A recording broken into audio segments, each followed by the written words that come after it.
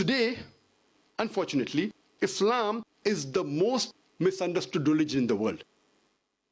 The religion which has the maximum misconception in the world today, it is Islam. And one of the reasons for these misconceptions about this religion, I would say, it is the media. Today we find in the international media, there is virulent propaganda regarding Islam.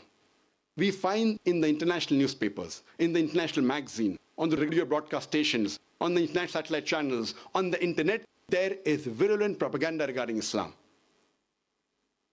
And the most misunderstood word regarding Islam, it is the word jihad.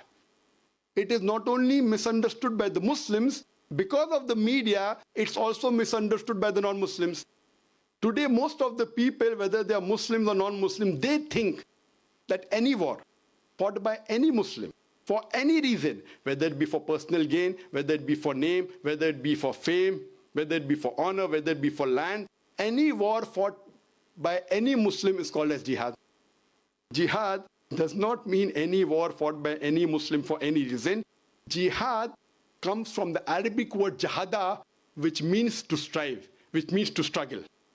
In the Islamic context, jihad means to strive and struggle against one's own evil inclination. Jihad also means to strive and struggle to make the society better. Jihad also means to strive and struggle against oppression. Jihad also means to strive and struggle in self-defense. So jihad basically means to strive and struggle. For example, if a student is striving and struggling to pass in the examination, in Arabic we'll say he's doing jihad. So jihad basically means to strive and struggle. Today, most of the Orientalists, they translate the word jihad as holy war. If you translate holy war into Arabic, it is Harbun Muqaddasa.